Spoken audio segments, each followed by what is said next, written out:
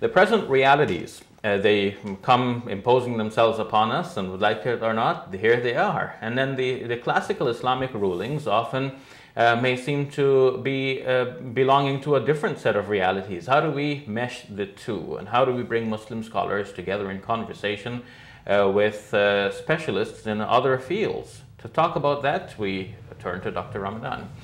Professor Ramadan, you have noted in your book, Radical Reform, that some advances have already been made in bringing together medical doctors and Muslim scholars and producing a new understanding of Islamic fiqh, or Islamic legal applications, based on this joint venture of understanding the texts of the Islamic tradition together. Do you see this happening in other fields as well? Not enough, but you know, to understand what I mean here, it's really to understand what I mean by reform and how I understand Islam. Because at the end of the day, what we are talking about is an understanding of Islam. My understanding of Islam and the universal message of Islam is that we are here to transform ourselves and to transform the world for the better. This is why we are here. We worship God and we worship Him as one, but what He's asking us is be better. Be better with your own self and be better with the world. So the reform, what I call the transformation reform and the transformational process, is exactly this, what I am trying to do. I need to know the principles of Islam and to know myself for tomorrow being better, to transform myself by controlling, knowing what are the weaknesses that I am facing in myself. So this knowledge of the self is so important, plus the knowledge of the principles. It's exactly the same with the world. You want to change the world for the better, and we have to go beyond adapting ourselves to the world. I don't want this world as it is. It's not justice that we have the economic order, and we know now the crisis in the economic order is killing people. Our societies are full of injustices, discriminations, racism. We have to change this. How? The subtitle of your book is Islamic Ethics and Liberation. Exactly. How does that relate to the way in which Muslims can transform or would want to transform the present world? So it's really first by knowing the text and knowing and getting this understanding of the principles of Islam, what we need to achieve, what is the ethics. So at different level, protecting nature, protecting the self, protecting life, protecting justice, protecting and promoting development, freedom and dignity, and spiritual life, and the personal individual integrity, and social setting, independence. For example, to be able to say colonization by definition is unacceptable in any community. You have to be free and to be independent, because this is what is said even in the Quran. If we listen to the Quran, وَجَعَلْنَاكُمْ شُعُوبًا وَقَبَائِلَ لِتَعَارَفُوا, we made you tribes and nations in order to know each other. It means you should be independent and you try to know each other out of this freedom with your own will.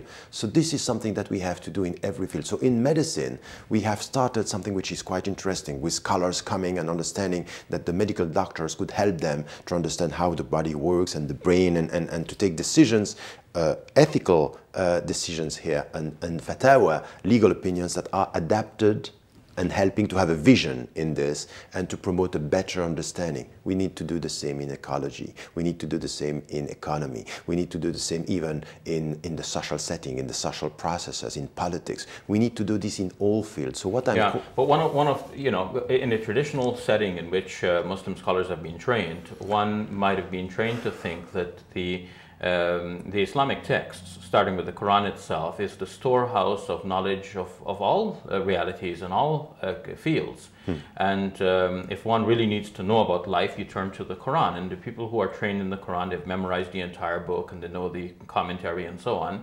Why would they need to turn to some other field of expertise to have this kind of conversation? Because the first assumption is wrong. You don't get all life and all the human experiences in the Quran. The Quran is about the principles. But to know what the people are, even the scholars from the beginning were saying... But are you saying that the Quran is in some way deficient in this? Not at all. The Quran is absolute as to the principles. But it's something to say it's complete as to the principles than to say between the principles and life. there is the human intellect. And this is what Allah is, Ya ayyuhal ladhina amanu, who you believe, come to what? To understand the text and to implement them in the context. And to implement them in a specific context means you have to understand the world, you have to understand history, you have to understand the personal experiences of the people. And this is why from the beginning Malik, Abu Hanifa, all the great scholars, they were in touch with the reality. They knew what they were talking about. Now, the sciences are very much, it's too complex to know all this. So what do we need? Specialists, scientists, people coming and sitting with the Muslim scholars and telling them how it works, how this science is becoming complex, and together to produce something which is a consistent ethics to change the world and not just to look at it. In your recent lecture at the University of Toronto, you spoke to the crowd about the new reality that imposes itself upon us, our present knowledge of the danger that we are causing to our environment. How does that necessitate a change or shift in our thinking about Islamic ethics and the formulation of Islamic law?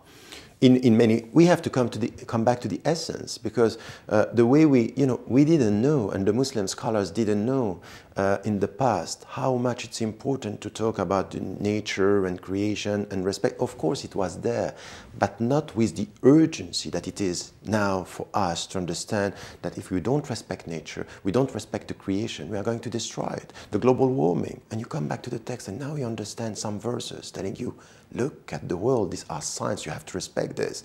Look, for example, at the animals. We know today in our world that we are treating the animals in a way which is not at all acceptable. So halal meat is, yes, the way we slaughter the animals, but the way we keep it alive, the way we are respecting the dignity of the animals.